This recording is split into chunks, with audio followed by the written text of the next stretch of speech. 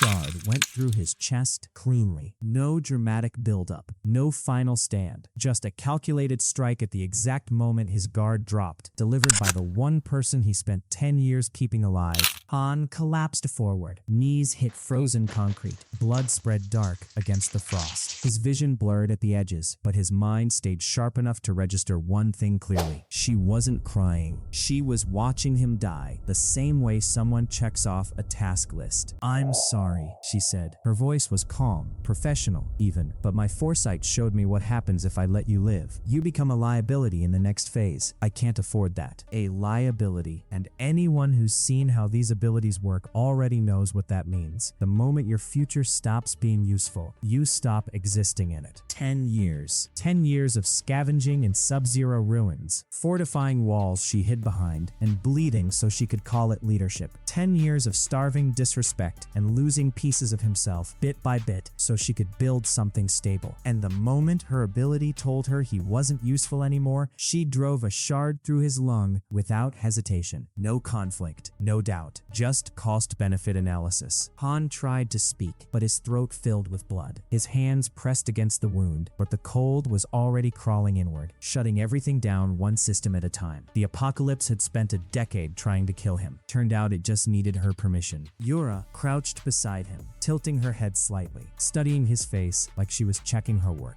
"You were essential once," she said quietly. "I wouldn't have survived the first year without you, but the future I saw, you're not in it anymore. You understand, right?" He understood perfectly, not because he trusted her, but because this is exactly how someone like her was always going to end the story. He just chose to ignore it. Every decision she made, every move she calculated, every time she looked into the future and adjusted her strategy, she was never planning for them. She was planning for her. And the moment his value dropped below the cost of keeping him alive, the equation stopped including him. His mistake wasn't trusting her. His mistake was believing trust mattered to someone who could see the outcome before it happened. "I really am sorry," she said again. "You deserved better than this." She rose to her feet and looked down at him one last time. "You are just not needed anymore." Then she turned and walked away. No looking back, no hesitation, just the sound of boots on ice fading into the frozen wind. She walked away like the outcome was already decided, like there was no version of this where he stood back up. She was wrong. She just didn't know it yet. Han's vision darkened. His heartbeat slowed. The cold wasn't just outside anymore. It was inside, spreading through his veins, filling his chest, replacing the warmth that used to be there. His breathing stopped. The world went dark. And for a moment, there was nothing. Then the system spoke. Not out loud, not in his head. Somewhere deeper. Somewhere that didn't need language. Causality fracture detected. Subject death recorded. Resetting anchor point. The message didn't feel neutral. It felt corrective, like something had gone off script. And whatever was fixing it wasn't supposed to notice him. The darkness didn't fade. It snapped. 1 second, he was gone. The next, he was gasping, choking on air that didn't taste like blood. His hands clutching at a chest that had no wound.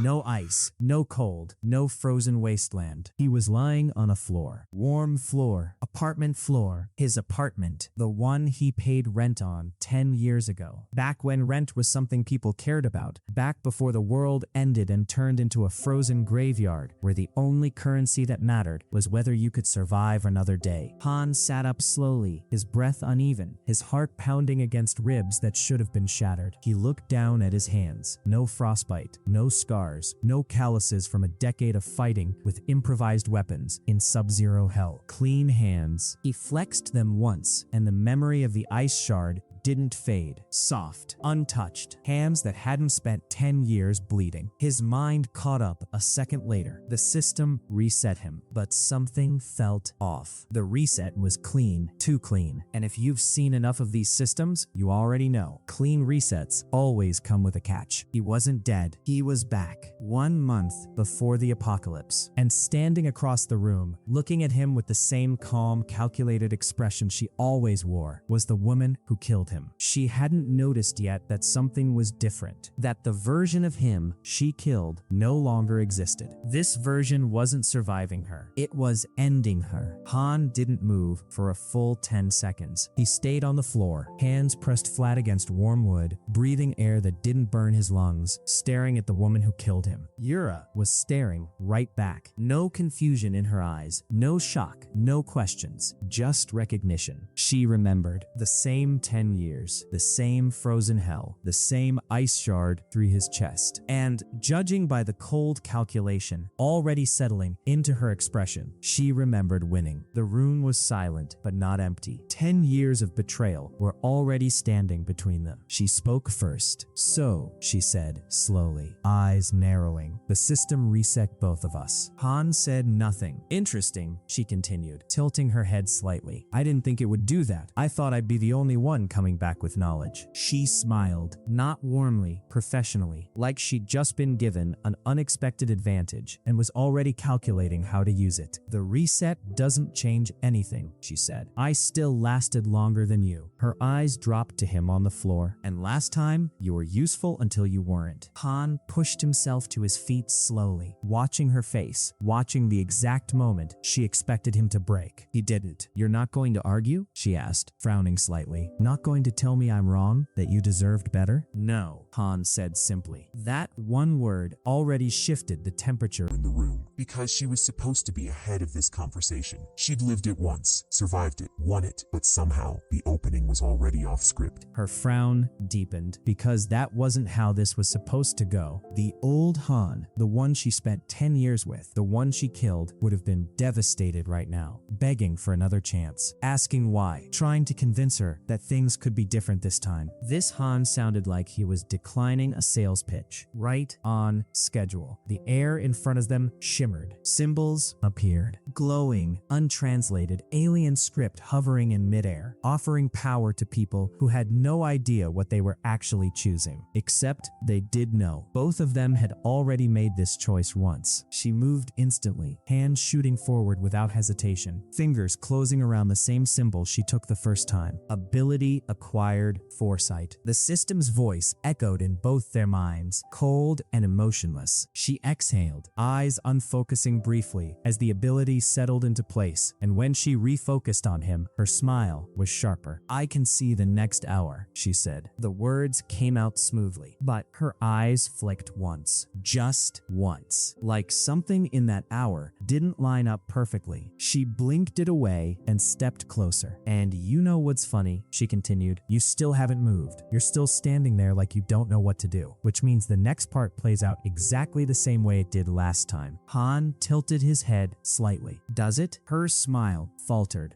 "Just a fraction." "You're going to pick something weak," she continued, voice firm again, like she was narrating a script only she could see. "Something sentimental. Then you're going to try and convince me we should work together. Then you're going to realize I'm leaving, and you'll spend the next month trying to get me back." She crossed her arms. "I've already seen this movie. I know how it ends." "So do I," Han said. Then he laughed. Not loud, not bitter, just a short, quiet sound that made her freeze because it came from someone who wasn't supposed to find anything funny right now. "What's funny?" she demanded. "You," Han said simply. "You came back to the beginning with 10 years of knowledge, grabbed the same power, and you still think you're following the winning path." He stepped toward the remaining symbols, and she watched him, tense, confused. "You're right about one thing," Han continued. "You did win last time. You survived, you thrived. You built an entire power structure on the back of an ability that let you see exactly what was coming." He reached out and touched one of the symbols. Ability acquired, dealer's paradox. She blinked. "Isn't that the same skill?" "Yes." Han turned to face her. "You picked certainty," he said. "I picked the thing that kills certainty. Something that doesn't guarantee anything," Han said, turning to face her, "which is exactly why it works." He paused, letting that settle, because when nothing is certain, everything is possible. Her ability flared. She looked forward, scanning the next few minutes, trying to find the moment where she regained control flow of the conversation. But every path she saw had the same problem. He wasn't reacting correctly. "You're making a mistake," she said, voice hardening. "Foresight is the only ability that guarantees survival. I proved that. I lived 10 years because I could see every threat before it materialized." "You're right," Han said. Her expression shifted slightly, uncertain whether that was agreement or setup. "You survived 10 years," Han continued, "right up until you didn't." Silence. "I'm still alive," she said slowly. "For now," Han replied, "but the apocalypse hasn't started yet, and when it does, you're going to do exactly what you did last time.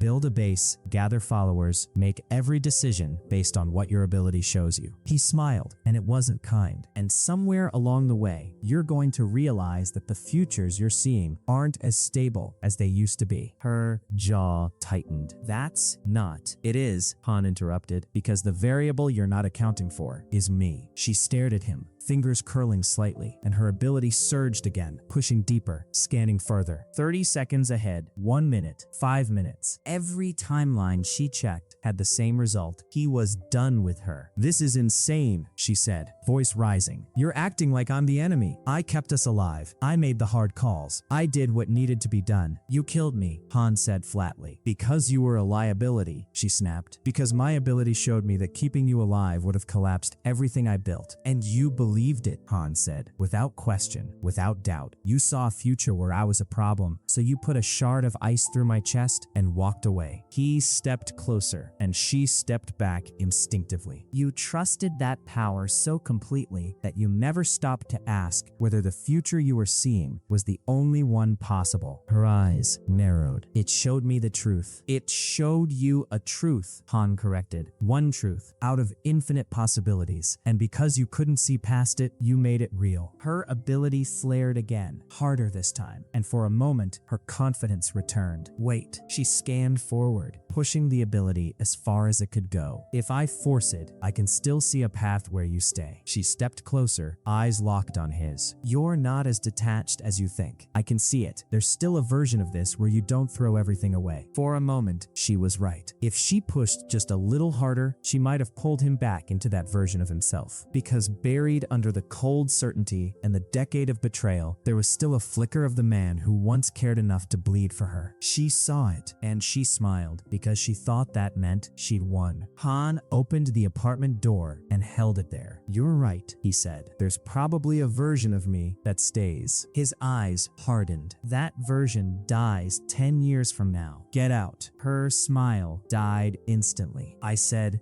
get out." "You're serious." "Completely. You're going to regret this," she said, voice shaking now, not with sadness, but with anger. "When the world ends and you're alone, when you realize you just threw away the one person who knew how to survive it." "I know how to survive it," Han interrupted. "I spent 10 years doing it, while you gave orders from behind walls I built." He gestured toward the open door. "The only thing I'm throwing away is the liability." Her face twisted, and for a second she looked like she was going to argue, to fight, to force the situation back into something she could predict and control. But her ability had already shown her the outcome. No matter what she said, no matter what she did, he wasn't changing his mind. So she left. No final words, no dramatic declaration, just the sound of footsteps fading down the hallway, followed by the door clicking shut. Han stood there for a moment, staring at the closed door. Then he locked it. No hesitation, no regret, just the clean, simple sound of a bolt sliding into place. He walked to the window and looked outside. The street was normal, people walking dogs, cars passing, someone across the street watering plants that would be dead in a month. The world had no idea what was coming, but he did. And this time, he wasn't wasting a single second on someone who'd already proven exactly how the story ended. He turned back to the empty apartment and flexed his hands once. Preparation didn't start tomorrow. It started now. He wasn't preparing to survive. He was preparing to bury the people who thought survival belonged to them. She moved fast. 3 days after after the symbols appeared, she was already making money. Not small money, real money. The kind that made people stop scrolling and start asking questions. A stock tip that landed perfectly. A real estate opportunity that materialized exactly when she said it would. A crypto position that doubled overnight because she knew the exact moment to enter and exit. Every single move looked like genius. Because from the outside, it was. She wasn't guessing. She wasn't gambling. She was following a script only she could see. And every time reality matched her prediction, her credibility grew. People noticed. Of course they noticed. In a world where everyone was drowning in uncertainty, she was the one person who looked like she had answers. Her social media exploded. Followers doubled, then tripled. People started showing up in her comments asking for advice,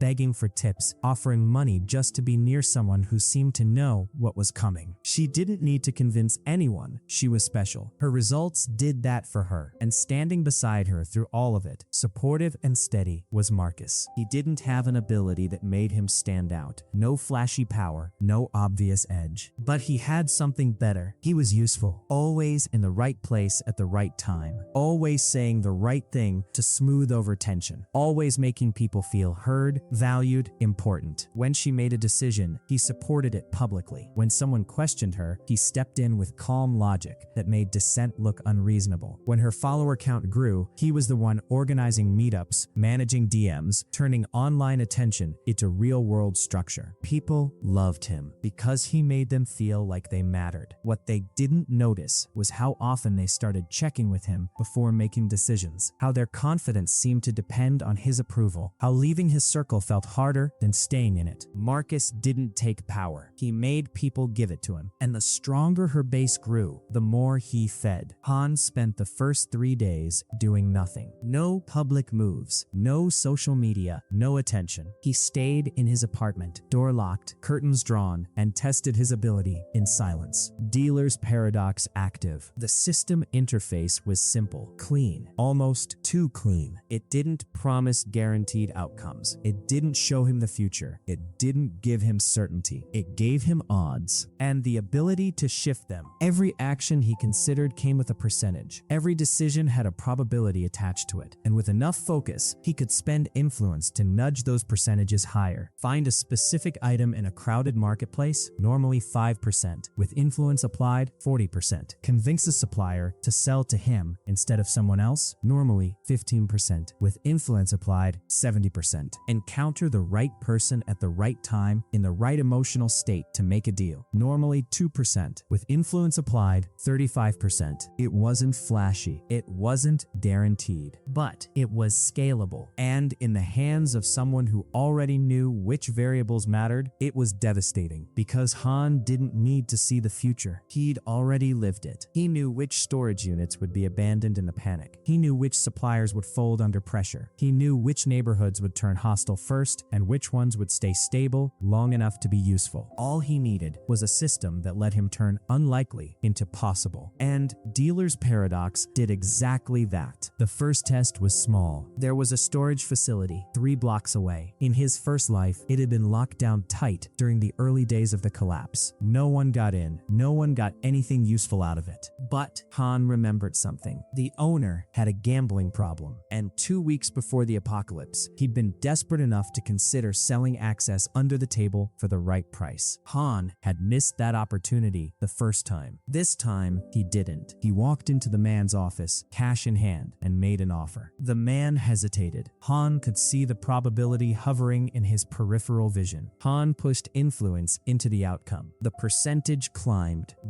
Success chance 58%. The man's expression shifted. His eyes flicked to the cash. His fingers drummed on the desk. Then he nodded. 1 month. You get access for 1 month. After that, we renegotiate. Han handed over the money. 1 month is all I need. He walked out with a key to a storage unit full of tools, non-perishables, and cold weather equipment that would have cost 10 times as much to acquire legitimately. On his way out, someone bumped into him. Watch where you're, the guy started, already annoyed, then stopped when Han didn't even look at him, just kept walking. The guy hesitated, then stepped aside, not because he understood why, but because something about Han felt wrong. The second target was a machinery warehouse on the east side. In his first life, life, it had burned down during the early panic, when looters got careless with fuel. Everything inside was lost. Industrial generators, battery banks, water pumps, reinforced shelving. But that fire hadn't happened yet. Han walked in at 9 a.m. on a Tuesday, cash ready, and found the owner sitting in a back office surrounded by unpaid invoices. "We're not open for walk-ins." "I'm not walking in," Han said. "I'm buying out your emergency stock." The man blinked. "What?" "Generators, battery systems, water filtration. I know you've got them sitting in the back because the commercial contract fell through last month." The man's face shifted. "How do you—" "Doesn't matter," Han interrupted. "I'm offering cash. Today. No negotiation. You take it or I leave." The probability hovered in Han's vision. IMA%. He pushed influence into it. Knowledge, success chance, 54%. The man stared at him for a long moment, then looked back at the invoices on his desk. "How much cash?" Han told him. The man hesitated, then nodded. "Load it yourself. I don't have the staff." "Deal." 3 hours later, Han walked out with enough equipment to power a small compound for months. It should have taken longer. One of the generators almost didn't fit through the loading exit. For a moment, the probability dipped. Now, success chance 49%. Han paused, adjusted, forced the angle. It went through, barely. No one saw the transaction. No one would remember it happened. And by the time anyone thought to look for industrial supplies, this warehouse would already be ash. Not every move worked. A supplier Han targeted later that week fell through, even after he pushed the odds to 72%. The deal collapsed because the man's partner showed up and convinced him to hold out for a better offer. Han didn't react. He adjusted. Because dealer's paradox wasn't about forcing certainty. It was about stacking enough wins that the losses didn't matter. The third win came from his old landlord, a man named Vincent, who managed half the apartment complex and spent most of his time squeezing tenants for every possible fee while ignoring maintenance requests. In Han's first life, Vincent had locked down the basement storage areas the moment the apocalypse started, hoarding the space for his own family and a few people willing to pay him off. Han had been locked out. This time, he walked into Vincent's office with a simple question. "You've got a sealed sublevel, right?" Vincent looked up from his phone, annoyed. "That's restricted access." "I know," Han said. "I'm offering to lease it." "It's not for lease." "Everything's for lease," Han replied. "You're just not charging enough yet." Vincent's expression tightened. "You can't afford it. Try me." Han placed an envelope on the desk. Vincent opened it, saw the cash inside, and his irritation shifted into something more calculating. Success chance 22%. Han pushed. Success chance 61%. Vincent recounted the money, then leaned back in his chair. 1 month. After that, price goes up. 1 month works. Han walked out with keys to a sub-level storage space that would have been impossible to access once panic started. As he left the building, he passed a neighbor in the hallway, a woman named Claire. She'd borrowed money from him in the first timeline, never paid it back. Then, when the apocalypse hit, she'd shown up at his door asking for food, water, protection. He'd helped her. She'd stolen from him the moment his back was turned. She looked up as he passed, eyes lighting up with recognition. "Han, oh my God, I haven't seen you in forever." Han didn't stop walking. "Wait, hey," she hurried after him. "I was actually going to ask you something. I'm a little short this month, and I know you're good for." No, Han repeated, still walking. It's not even that much. I just need—" He stopped and turned to face her. She froze because the look on his face wasn't anger. It wasn't annoyance. It was nothing. "You're not getting anything from me," Han said, voice flat. "Not money, not favors, not sympathy. Move on." Claire laughed awkwardly. "Wow.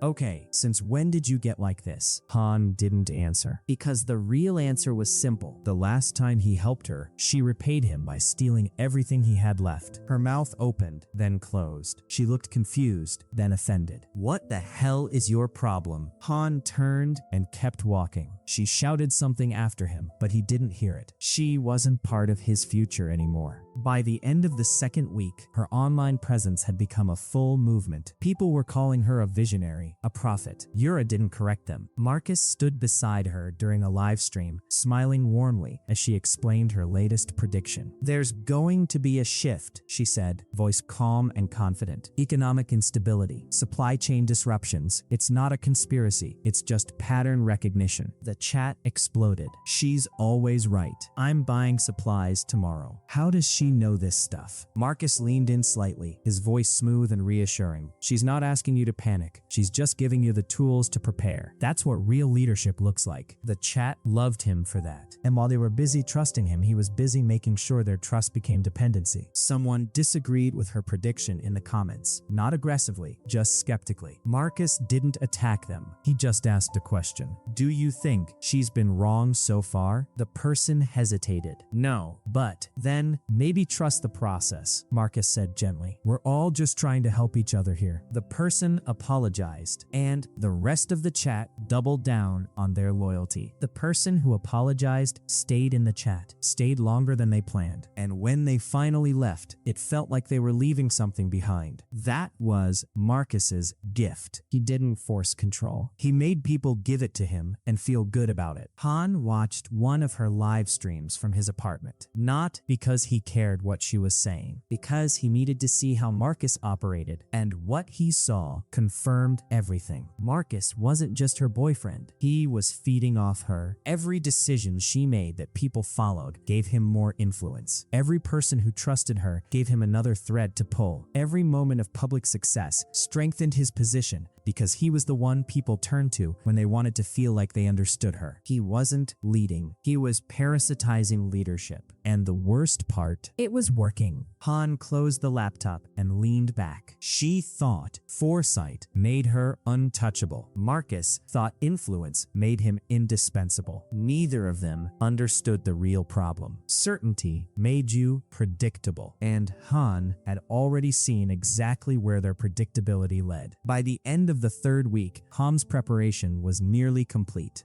3 separate storage locations, industrial equipment, bulk food supplies, water filtration systems, cold weather gear, medical supplies, weapons, all of it acquired quietly, paid for in cash, stored in locations that wouldn't be targeted during the early chaos. He'd done it all while the rest of the world was still pretending everything was normal. He stood at his window, looking out at the street. People were still walking their dogs, still going to work, still living like tomorrow was guaranteed. But the signs were already there if you knew where to look. A blackout that lasted 3 hours longer than it should have. No explanation from the power company. A news report about unexpected livestock deaths in the Midwest. Hundreds of animals, no clear cause. Temperature drops that didn't match the season. Not extreme yet, but noticeable. And buried under everything else, a report that didn't trend. A patient in a local hospital. Declared dead. Then didn't stay that way. Staff called it a mistake. Han didn't. He turned away from the window, walked back to his desk, and opened his laptop. He pulled up a map of the city, marked with locations, routes, choke points, and resource caches. Everything was in place, and when the world finally stopped pretending, he'd be ready, not just to survive, but to win. Because this time, he wasn't entering the apocalypse unprepared. He was entering it early. The distortions started small. A car alarm that wouldn't stop for 6 hours, no battery issue, no explanation. A flock of birds that landed on a building and didn't move for 3 days, just sat there, hundreds of them, staring at nothing. A section of the city where every clock stopped at the same time. Most people brushed it off. Han didn't, because he'd seen this before. The world didn't collapse all at once. It frayed. The edges came apart first. Reality started glitching, like a broken program trying to hold itself together. And then, one morning, it stopped trying. The temperature dropped 12 degrees in 4 hours. Not gradually, violently. Weather reports scrambled to explain it, failed, and then stopped broadcasting entirely when half the power grid went down. By the second day, the cold wasn't just uncomfortable, it was wrong. People started dying in their homes. Heating systems couldn't keep up. Hospitals overflowed. Supply chains collapsed under panic buying. And then the first body got back up. Not everywhere at once, but enough. A man in a subway station, a woman in a grocery store, a child in a school that had been evacuated hours earlier. They moved wrong, stiff, jerking, like their muscles were remembering how to work. Their eyes were empty, but their bodies followed movement, heat, noise. The news called it a virus. The streets called it the end. Han called it exactly on schedule. He was 3 blocks from his apartment when he saw her. Most of the infected moved in predictable patterns, slow, reactive, drawn to sound and warmth like moths to a flame. She didn't. She was standing in the middle of an abandoned street, head tilted slightly, staring at a storefront window like she was trying to remember something. Her skin had the same pale, mottled discoloration as the others. Her movements had the same unnatural stiffness. But she wasn't lunging, wasn't growling, wasn't reacting to the distant screams 2 streets over. She was just standing there. Han stopped. Most people would have run or put her down immediately. Han pulled out a small notebook and started taking notes. Mutation detected, variant retained cognitive function. The system flagged her before he even got close. She turned toward him slowly, and for a moment, their eyes met. There was no recognition, no emotion, but there was awareness. She knew he was there, and she didn't attack. Han took a step closer. She tilted her head the other way, watching him the same way a confused dog might watch a stranger. He took another step. She stepped back, not out of fear, out of uncertainty. Han stopped moving and just observed. She was wearing the remains of a hospital gown. No shoes, no coat. She should have been freezing, but the cold didn't seem to register. Her fingers twitched slightly, curling and uncurling like she was testing whether they still worked. Then she looked down at her own hands, stared at them, and made a sound. Not a growl, not a moan. A hum, quiet, confused, like she was trying to remember how to speak and couldn't quite find the shape of it. Han pulled a small flashlight from his coat and shone it past her, not at her. She didn't follow the light. She followed his hand. Interesting, Han muttered. Most of the infected operated on pure stimulus response. Light, sound, heat. No higher processing. She was tracking intent. That meant some part of her human cognition was still active, which meant she was either about to fully turn or she was something else entirely. Han made a decision. He pulled a collapsible baton from his bag, extended it, and moved. She reacted instantly, jerking backward, hands coming up defensively. Fast. Too fast for a normal infected. Han didn't swing. He feinted left, stepped right, and brought the baton down across the back of her knees. She collapsed. Before she could recover, he looped a zip tie around her wrists, pulled it tight, and secured a second one around her ankles. She thrashed once, violently, then stopped. Not because she gave up, because she was watching him again, trying to understand. Han crouched in front of her, keeping his distance, and met her eyes. "You're coming with me," he said quietly. She didn't respond,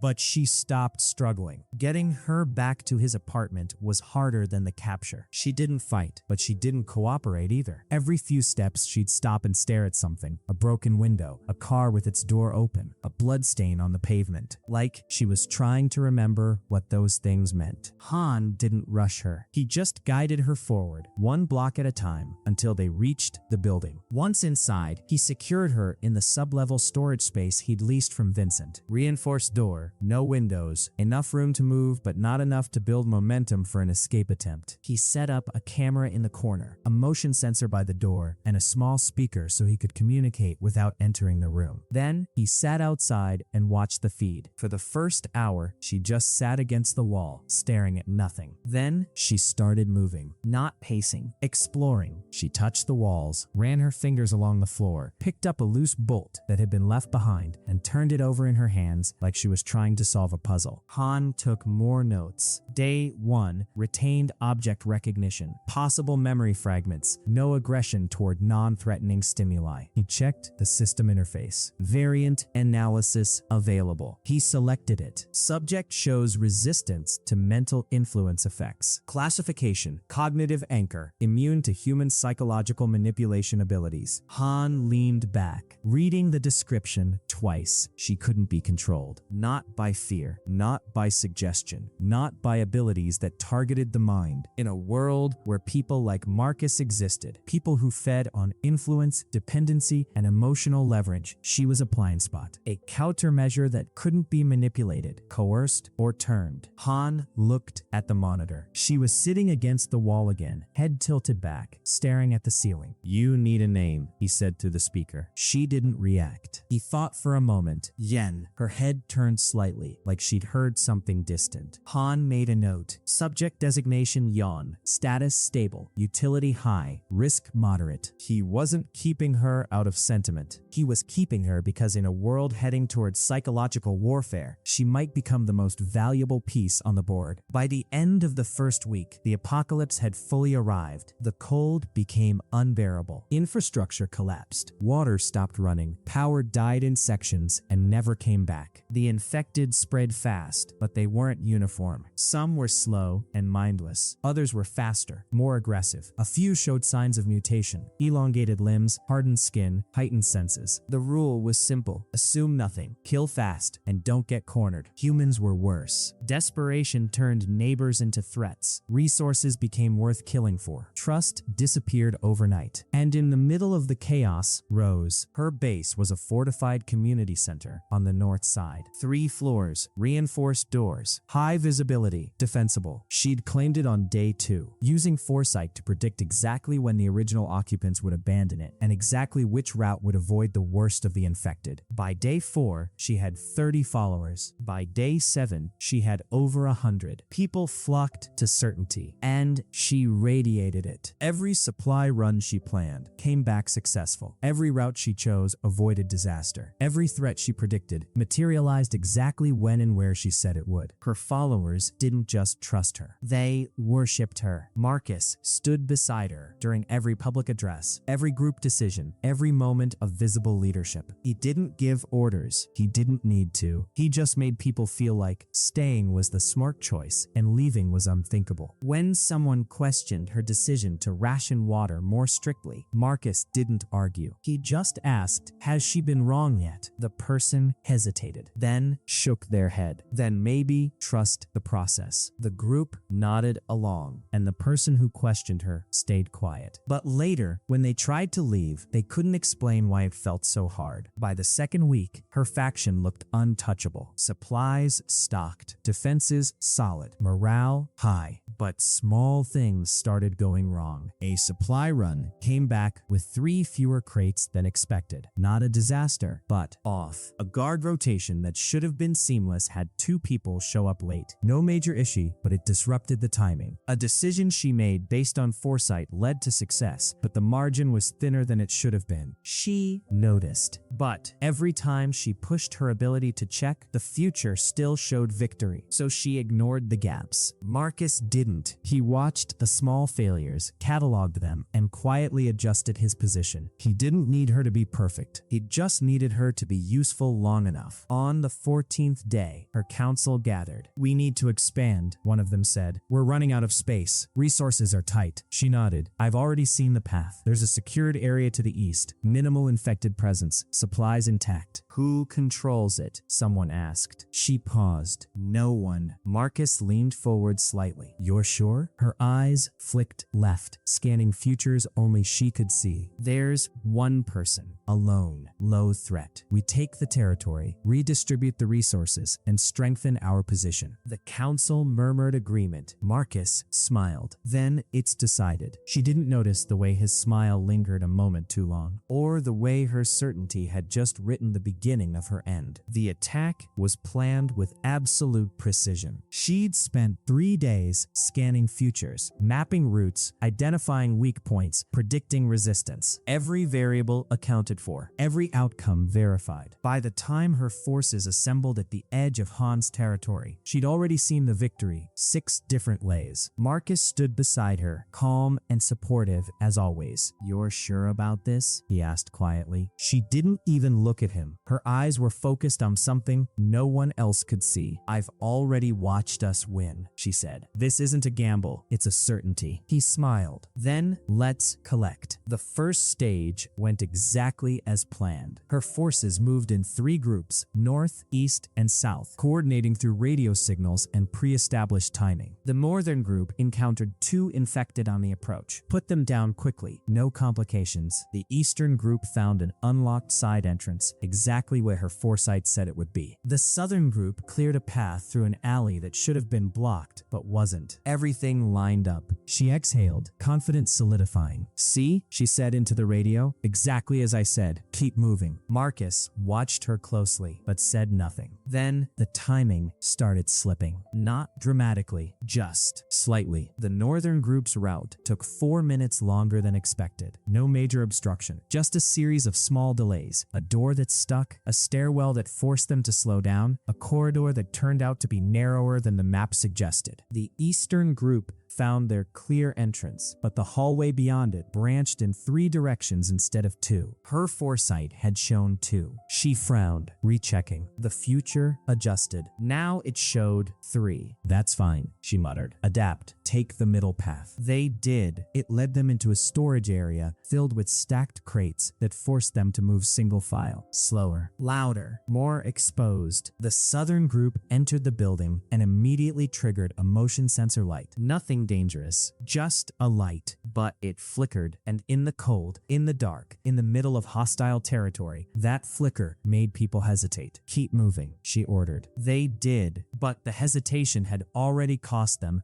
30 seconds, and 30 seconds was enough. The infected appeared at the worst possible moment. Not a horde, just 3 of them, but they came from a direction the southern group hadn't checked yet, because they were supposed to have more time. The group panicked, fired, put them down, but the gunfire echoed, and in a city full of wandering infected, noise was a dinner bell. Pull back to the checkpoint, she commanded. The southern group tried, but the checkpoint they'd passed 2 minutes ago was now crawling with infected who'd been drawn by the noise. She scanned forward again, trying to find the clean path. Every future she checked had new variables. Timing shifted, routes changed, small problems compounded. This doesn't make sense, she whispered. Marcus leaned closer. What's wrong? The futures keep adjusting, she said, voice tight. Every time I look, something's different. Then look further, Marcus said smoothly. You've done this before. She pushed her ability harder, scanning 10 minutes ahead, 15, 20. Every path she saw had success, but every path also had more friction than there should have been. It's fine, she said, forcing confidence back into her voice. We're still winning. It's just taking longer. Marcus nodded, but his eyes were already scanning the room, checking exits. The northern group reached what should have been Han's supply cache. The door was reinforced but accessible. Her foresight had shown them bypassing the lock in under a minute. It took 4, not because the lock was better, because their tools didn't grip right, because the person picking it had sweaty hands, because someone sneezed and made him flinch. Tiny failures, statistically unlikely, but they kept happening. When they finally got inside, the cache was there, but it was smaller than expected. She said there'd be at least 40 crates, one of them muttered. There's 20. Did he move them, or did she get it wrong? The second voice was quieter, but it was there. Doubt. For the first time, someone questioned whether her vision was accurate, and the moment that doubt entered the group, the coherence started to crack. The eastern group hit the worst snag. They were supposed to clear a hallway, secure a stairwell, and link up with the northern team. But halfway down the hall, the floor collapsed. Not completely, just a section, just enough to block the path and force them to backtrack. She didn't see this, someone said. She couldn't have seen this, another replied. This just happened, but it hadn't just happened. The floor had been rotting for weeks. It was always going to collapse. Han had just made sure it collapsed at the least convenient time. The group backtracked, tried a side route, and ran into a sealed door. They forced it open and found a room full of infected. Not 3, dozens, packed in like sardines, dormant until the door opened and light spilled in. The eastern group screamed, fired, and retreated in chaos. Marcus. Half of them made it back to the rally point. The other half didn't. She was breathing hard now, eyes unfocused, scanning future after future, trying to find the version where everything worked. But every path she checked showed cascading failures. Not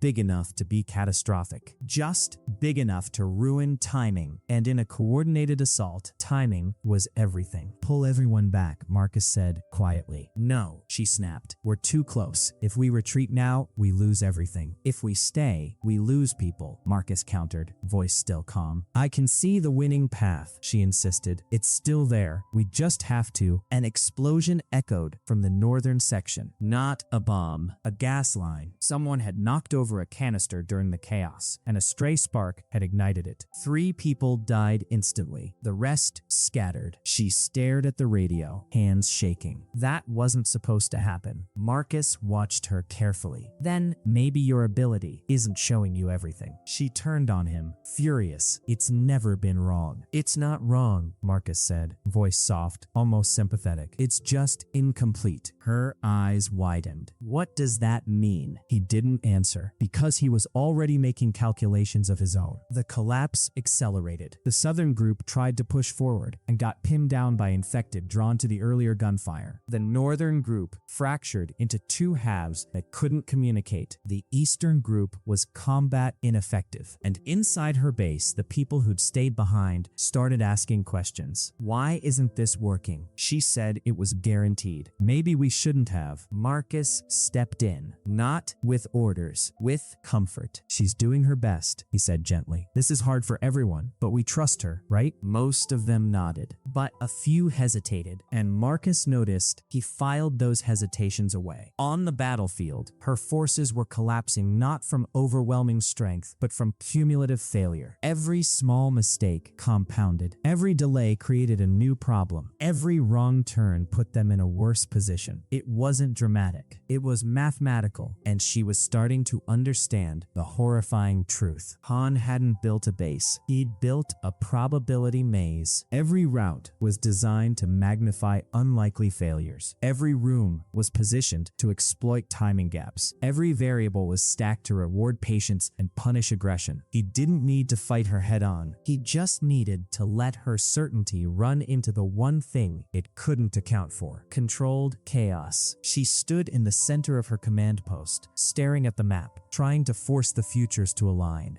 But they wouldn't. Every path showed survival, but none of them showed victory anymore. We're pulling out, she said finally, voice hollow. Good, Marcus said. Too quickly. She turned to look at him, and for the first time, she saw something in his expression that didn't belong. Relief. Not the relief of a partner who was glad she was safe. The relief of someone who'd been waiting for permission to leave. You're not surprised, she said slowly. He met her eyes, and his smile was thin. I'm never surprised. The retreat was chaos. People scattered, trying to get back to the rally point, but half of them were cut off, pinned down, or too panicked to follow orders. Marcus moved through the crowd with eerie calm, selecting people, not randomly, deliberately. The ones who'd followed his advice before, the ones who'd hesitated when she gave orders, the ones who'd already started depending on him more than her. Come with me, he said quietly to each of them. And they did, not because he forced them. Because leaving with him felt easier than staying. She noticed too late. Marcus, what are you? I'm leaving, he said simply. No apology, no hesitation. You can't, she said, voice breaking. We need to regroup.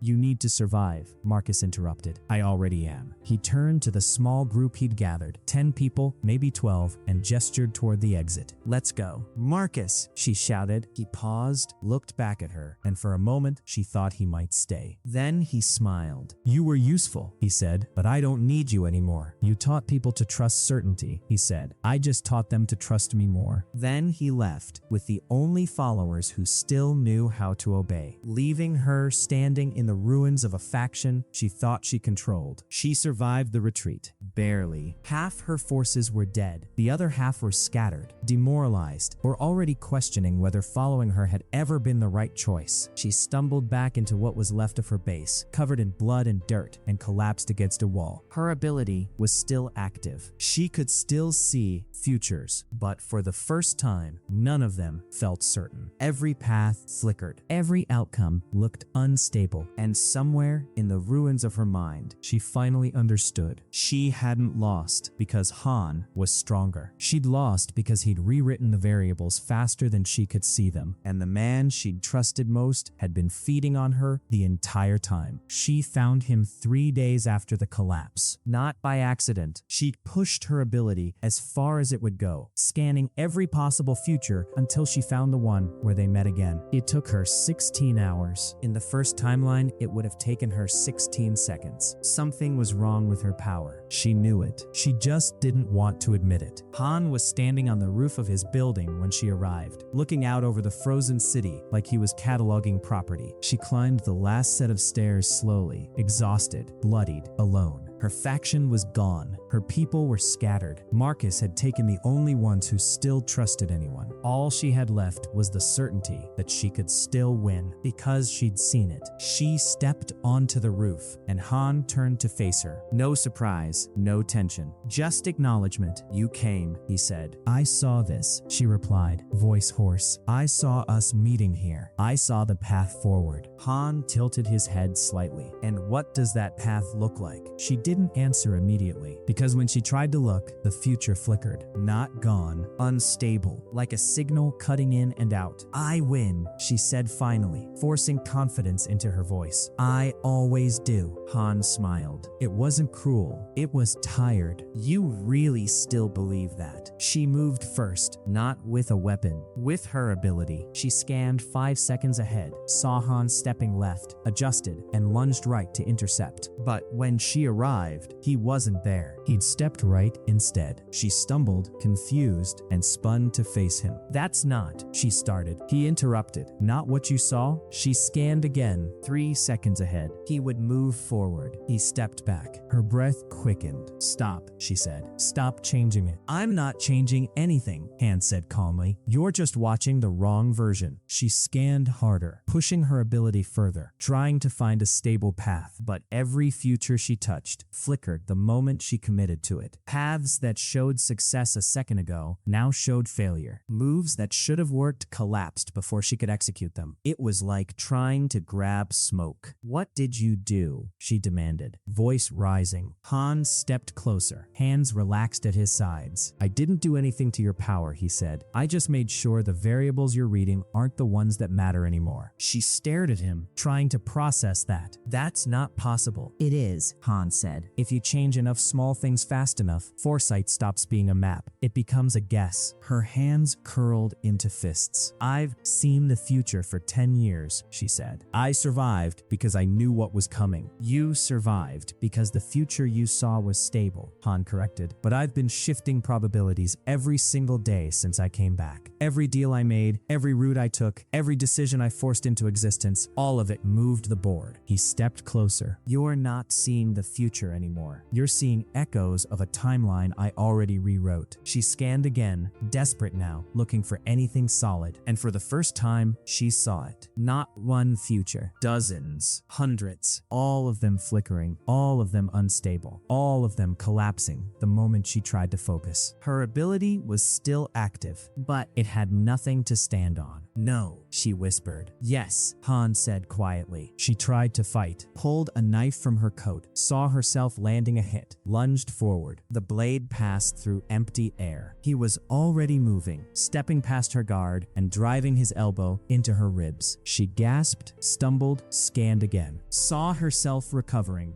Didn't. Han kicked her legs out from under her and she hit the ground hard. She rolled, tried to stand, saw herself dodging his next strike. It hit her anyway, again and again. Every move she made based on foresight failed, not because the ability was broken, but because the futures it showed her were no longer real. "You're cheating," she gasped, blood running from her nose. Han crouched beside her, expression unreadable. "No," he said, "I'm just playing playing a different game. She was shaking now, not from pain, but from realization. It was never real, she whispered. Han didn't respond. The future I saw, it was never mine. It was just probable, and you made it improbable. Yes, her eyes filled with something worse than fear. Understanding. I killed you because my ability told me to, Yura said, voice breaking. Han's expression didn't change. You were always going to, Yura. You just didn't want to admit it. In the timeline you saw, I probably was a liability, but that's the problem with foresight. He leaned closer. It only works if the future stays still long enough for you to reach it. Tears ran down her face, and she didn't bother wiping them away. I didn't want to kill you. Yes, you did, Han said. You just didn't want to feel bad about it. He stood, looked down at her, and pulled a blade from his coat. She didn't try to run. She just looked up at him, broken. Is this how it ends? Yes. Did you see this coming? No, Han said. I built it. And he drove the blade through her chest. Clean, final, no hesitation. She gasped once, eyes wide, and for a moment she tried to look forward one last time. But there was nothing to see. The future had already ended. By dawn, her faction was gone. The survivors had scattered. The base was abandoned. The resources she'd stockpiled were already being redistributed. Han stood in the center of what used to be her command post, looking at the map she'd used to plan her empire. It was covered in marks, routes, predictions. All of it useless now. He rolled it up and tossed it into a pile of debris. Then he walked outside. The city was still frozen, still hostile, still full of infected, desperate survivors and people who would kill for a can of food. But Han controlled the largest cache of early resources, the best defensive positions, the cleanest water sources, and a mutated asset no one else even knew existed. For the first time since the reset, the future wasn't something he was surviving. It was something he was writing. Elsewhere, in a small encampment 70 miles east, Marcus sat in front of a fire, surrounded by the 12 people he'd taken from her faction. They weren't talking. They were just sitting, watching him, waiting for him to tell them what to do next. He smiled. Rest, he said gently. Tomorrow we start building again. One of them nodded. Another one started to cry, but stopped when Marcus placed a hand on their shoulder. It's okay, he said softly. You're safe now. They believed him. Because they had to. Because leaving him felt impossible. And somewhere, deep in the back of their minds, a part of them that used to make decisions independently had gone quiet. Marcus didn't force compliance. He didn't need to. He just made dependence feel like relief. And in a world where everything was broken, relief was the most valuable currency. Han was back in his apartment when the system spoke. Not through the interface, not through a notification, through reality itself. The air in front of him shimmered, and text appeared, glitching, fragmented, wrong. Causality, divergence detected. Outcome deviation severe. Approved narrative path compromised. Han stared at the words. Not predicted. Approved. That single word changed everything. The text flickered, reformed. Designation Han Duan. Classification unscheduled variable. Response escalation pending.